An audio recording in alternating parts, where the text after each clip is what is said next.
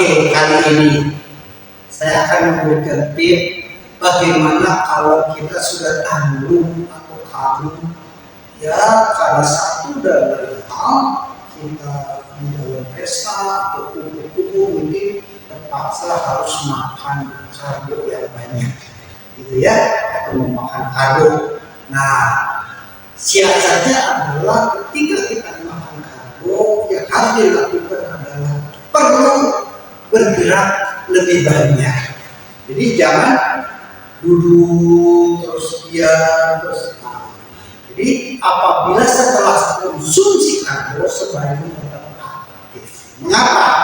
Karena melibatkan otot kaki, yaitu otot yang paling banyak di sini. Maka dengan bergerak, berjalan, ya, kemudian ya andai kata kita harus naik tangga, ke lantai 2, lantai 3, lantai 4, menggunakan tangga akan jauh lebih baik ketimbang menggunakan lift. Itu contoh-contoh yang mudah bisa kita lakukan. Kedua juga semakin banyak otot maka akan meningkatkan sensitivitas insulin.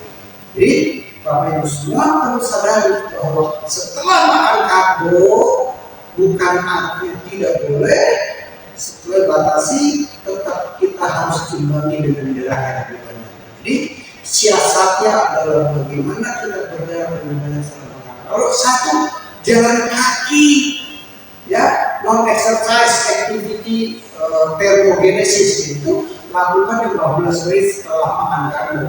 Ya, bisa jalan santai, boleh jalan cepat, boleh jalan santai, jalan cepat lagi, jalan santai lagi ya.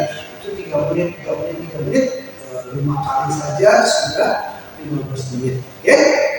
Kedua, tetap gerak. Prioritas setelah makan besar, lunch dan dinner, maka tetap gerak. Apa yang maksud bergerak? Segala aktivitas kita adalah bergerak.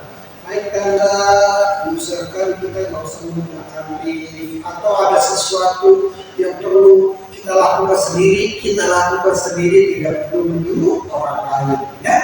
Dan yang ketiga adalah akan terjadi penurunan lonjakan gula darah kalau kita tetap bergerak setelah makan karbo.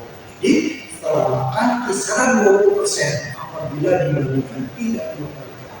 Oke, jadi dengan orang berat lebih banyak maka kita punya gula akan turun sebanyak 20%. Salam sehat bahagia.